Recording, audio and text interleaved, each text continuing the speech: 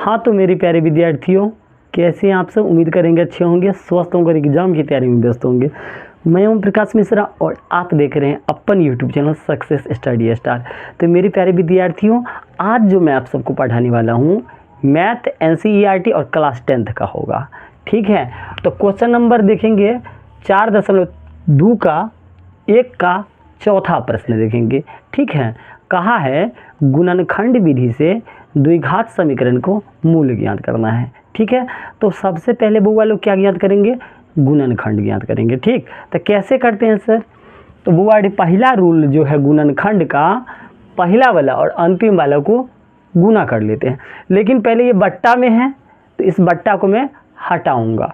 ठीक है, तो कैसे हटाते हैं वो सीख लीजिए। देखिए 8 है ना, तो ये 8 से मैं तीनों में गुना कर दूंगा। ठीक है, तो गुना कर लीजिए। 8 से अगर 2 में गुना किया तो 8 दूना 16, एक्स स्क्वायर लगा है तो एक्स स्क्वायर। ठीक है, अब 8 को x से गुना कीजिएगा तो 8x। अब देखिए इसमें भी 8 से गुना करेंगे, गुना 8 से, तो 8 8 कट जाएगा कि नहीं? तो 1 ही ना हो जाएगा। इसी कारण मैं यहाँ सिर्फ 1 लिखता हूँ, बराबर क्या है 0। मैंने पहला बात तो फॉलो कर डाला क्योंकि बट्टा हटा दिए। ठीक, अब बुआ गुणनखंड करेगा बारी अब है। तो गुणनखंड कैसे करते हैं? पहला वाला अंतिम वाला को गुना कर लेते हैं। देखो पहला वाला है 16x स्क्वायर, अंतिम वाला है 1, दोनों के गुना कर दीजिएगा। 16x स्क्वायर 1 को तो 16x स्क्वायर आएगा। ठीक है, अब क्या है दूसर का रूल, जोड़े घटाने पर माइनस के 8x आना चाहिए और गुना करे पर 16x स्क्वायर चाहिए। ठीक है, तो कैसे आएगा सर बता दीजिए। तो ये बउआ लोग एक लघुत्तम कीजिएगा ना तब पता चलेगा। तो करके हम आपको बता देते हैं, और अच्छा लग गया हो ना तो चैनल को सब्सक्राइब भी कर डालना है। ठीक, तो कीजिए। 2 8 16, 2 चौक 8, 2 दूना 4। ठीक है, अब देखिए 2 दूना 4, अब फिर देखिए ई 2 दूना 4, 2 दूना 4 और 2 दूना 4, तो 4 4 कितने हो गया? तो कहिएगा 8। यह है देखिए 2 दूना 4 और 2 दूना 4, यह 4 चौका 16 आ गया कि नहीं आ गया? 4 4 8 भी आ गया, 4 चौका 16 भी आ गया। दोनों रूल फॉलो है। ठीक है, तो चलिए ई समझ गए। पहला वाला वैसो ही छाप दीजिएगा। तो 16x स्क्वायर मैंने छाप दिया। अब यहाँ क्या होगा? 4x और फिर से एगो 4x, तब ना 4 4 8x हो गया। ठीक है, अब देखिए 4 चौका 16 भी हो जाएगा।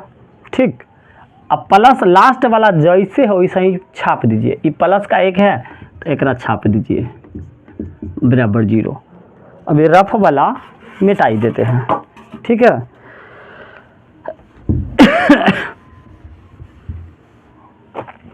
इतना में कोई दिक्कत नहीं है। अब समझिए, अब ये दोनों में से कॉमन मैं लूँगा, फिर उस दोनों में से भी कॉमन लूँगा। ठीक, तो कॉमन लीजिए। 16 4 कौन पहाड़ा में आता है? तो कहिएगा सर 4 ही में तो आता है, तो 4 कॉमन आएगा। आई में एक्स स्क्वायर 2 गो है, आई में एक्स 1 गो है, तो दोनों में क्या मिला? 1 गो एक्स तो मिल गया, तो 1 एक्स कॉमन हो गया।